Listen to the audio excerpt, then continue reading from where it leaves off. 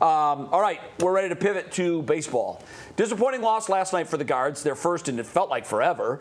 And as much momentum as they had, it just was squelched last night because now you're in a tie, even though the Guardians have the tiebreaker.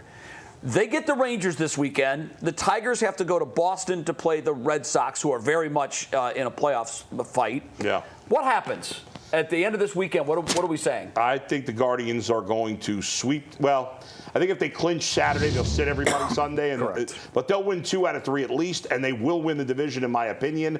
I don't think the momentum's gone just because of one loss. You know, the last time the Guardians lost back-to-back games was September 1st and 2nd against the Red Sox. Wow. They have not lost back-to-back games since. That was their only...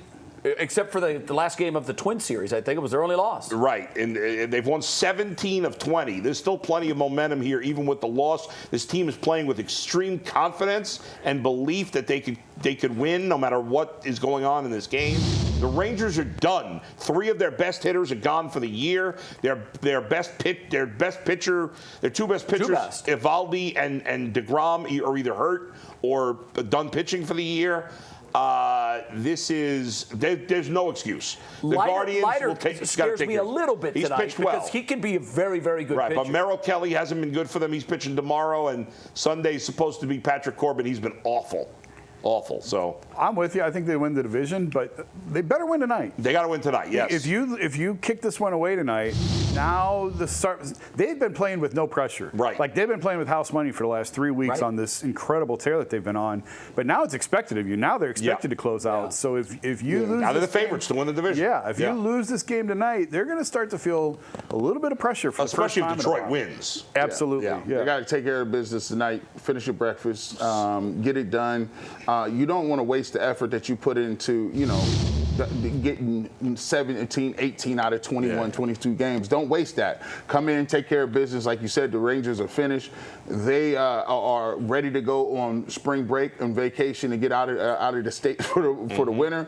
Go ahead and give them that early ticket, Bull. By the way, can you bring up the graphic of the pitching match up there again, Mike, of the 2 pitchers? You want the 3 pitchers or tonight's pitchers? No, just tonight, because Slade Cecconi looks like he's ready to kill somebody. Good. I hope he has the same angry look when he takes them out tonight. He's like, he pitches with great intensity, and I love that. Yeah. I love that. He looks like a 72-year-old dating his 24-year-old daughter. Easy. Go back and watch a YouTube show. Yeah. One of my favorite sayings is, "It ain't no fun when the rabbit's got the gun." Yeah. Because it really says everything. Like when you're the hunter, it's fun. But when all of a sudden you're the hunted, the pressure starts to just build with every single pitch, every inning, every game. That's why. And right now we're the hunted. That's why we need a Hosey game. This is where your best players come in. We're going to find out what they're made of tonight because there's no excuse for them not to win the division. They have the tiebreaker and the easier opponent, and they're at home. There's no reason for them not to do it. This is what I said before the Tiger series. I said this upstairs on Channel 3. I said, here's what we're going to learn over the next 6 games. We're not going to learn the better baseball team. We're going to learn which team is more built for this. And that's it. Yeah. And in the macro from 30,000 feet, the answer to that has been the Guardians. We were 15 and a half games out in July. We were 12 games out less than a month ago. Or 11, yes. A month ago. Yeah. And what happened was the Guardians raised their game in that moment, and the Tigers folded their tent. But now we get to see what happens in the micro. We're even Steven with 3 games each to go. Yeah. We are the hunted because we have the tiebreaker. Yeah. The Tigers, and last night they were the hunters last night. Yeah. And they came through. So what happens is going to be great drama to watch it. I can't wait. I don't want to make this is going to sound like, well, I don't care what happens after this.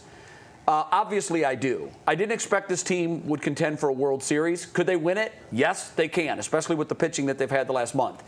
But there's something to be said for just enjoying the moment. Like, we didn't think we'd get a September like this. They've given us an incredible month of baseball. I don't want this ride to end, but this has been a lot of fun, and it's house money. Yeah, you get in there. I'm going to feel like they should win the first round if they win the division. Yeah. But after that, beating Seattle or Toronto or the Yankees, I mean, that's what I love? That's a tall task. 30 years ago, the Indians beat the Mariners in the ALCS to go to the World Series. After they set a record. Wouldn't it be fun if history repeated itself? Well, 30 years ago. And 30 years ago. And the Mariners, no, it wasn't the 114 win team. Mariners was loaded at the time. Oh my God. Raymond Johnson. By the way, the last time the Mariners won the West was 2001 when they set that record. Jeez.